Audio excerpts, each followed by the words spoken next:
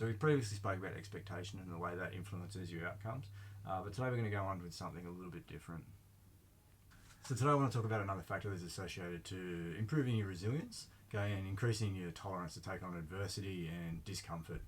So when I was growing up, I was fortunate enough to be able to spend time with my great-grandmother, and she used to sit down and tell me stories about how she survived through the Great Depression, how her brothers sort of fought in World War One, some of the hardships they had.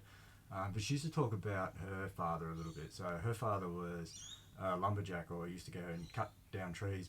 And in those days they used to do it by hand. And she'd tell a story where during the Great Depression, particularly over winter when the mornings were quite cold, he would literally be crawling out of the house on his way to work. And she stopped one morning and asked him, why don't you stay at home? Why do you have to go crawling out if he's that sore, because he's that tired, and it's that uncomfortable and difficult? Why don't you just stay at home and have a rest?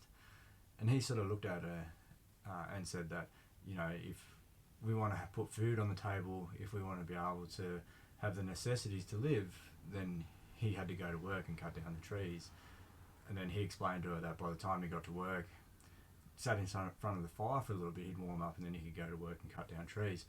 So she used to have a photo of him standing in front of a tree, and this tree was sort of 8 to 9 feet tall, so it sort of was well bigger than what he was, and he'd cut that down by hand.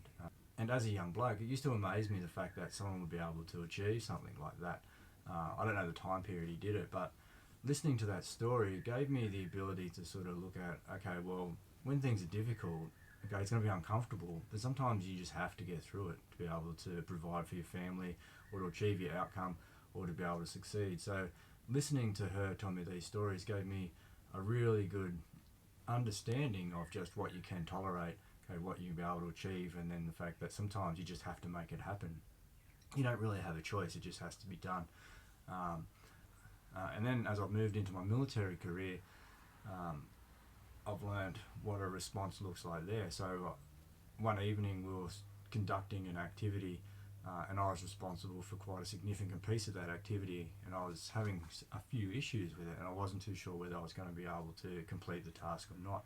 And then the leader I had took control of what I was doing. He could see I was having difficulty, and he understood that this had to happen now. So he went and he pretty much decided he would take control and show me how we go about resolving this situation. So I was able to watch him respond in a really positive way. That was, we just have to find a way to get this done. So he kind of adapted what we were doing to get the result we needed, and then we were able to continue with the task. But it became clearly evident to me at the time that, okay, sometimes we just have to get things done. We have to find a way to do it. There's no worrying about the problem. It's just we need to find the solution, and we need to do it now. And it became really clear to me that, okay, this is the way we're going to conduct ourselves throughout the rest of my career here. And then as I became a leader, I took it upon me that whenever there was adversity, I needed to respond in a way that I wanted the guys around me to respond in their future. So it became really important that my behaviours reflected the way I wanted them to behave in the future, and my behaviours reflected the way I wanted them to respond with me. So if I behaved poorly, I knew they would have doubt in my ability to solve this problem. So when we're confronted with adversity or a challenge or an obstruction or something that is in the way of where we are and where we want to go to, we kind of go through a perception of what that means and how we respond. And some of that's based on how people have responded in the past. So as you're trying to work out what your response should look like, you use previous responses and experience as a context to what this should look like. And a lot of that comes from when you were a child or an adolescent, or you're at those sort of significant development periods of your life, and it's based on how the people around you responded. So a lot of it's based on how your parents responded, how your teachers responded, how coaches responded, how all these people that were important to you or mentored to you, how they responded, and that's how you start to develop your understanding or your perception of what this response looks like. So if you've just had people that have really poor resilience or choose to respond quite poorly or negatively, then that kind of gives you the perception of how you respond, and it's really hard for you to change your response without understanding that experience. So a lot of times we need to see something before we understand how to do it. So that sort of leads me into what I want to talk about today, which is kind of modelled learning, or how you get your modelled response. So through that story, I was able to develop my understanding of what a response to adversity looks like. And for me, that was quite a really high context of discomfort and adversity. So it gave me a really good perception of just what you could do. But when you're younger, you don't really understand what a response to adversity looks like. So the way you learn that is through those around you. So in this case, my grandmother. I learned similar things through, my parents later on, how they responded to adversity. So it becomes quite important to understand how the people around you responded and how that influenced your response. So you've learned how to respond to a number of things by the way they've responded. And it's also important as a parent. So my children will learn what a response to adversity looks like based on observing my actions. And that's kind of comes under indirect learning. So as a child or as a developing teenager, adolescent, these sort of things, you pick up on the behaviours of others, and that gives you a model of how you respond. And this happens in a lot of things, but really important in adversity.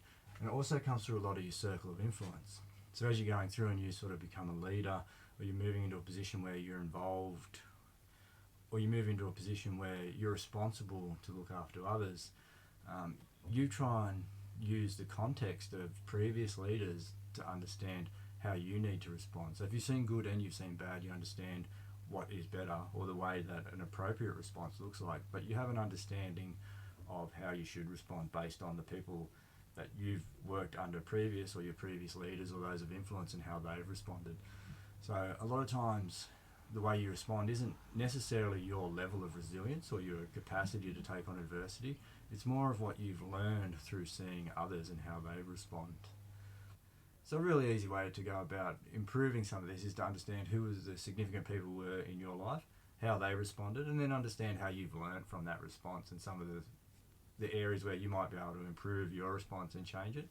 So summing up, if you can understand where you got some of your responses from and how they came about, you can understand how to fix them up and where some of the issues might lie and what you've learned, as opposed to how resilient you are, and then you can move forward based on that. So that kind of ties in with the expectation piece. So if you've got any questions how you might be able to improve your capacity for resilience or for discomfort, feel free to get in touch. Okay, I'm happy to answer any questions.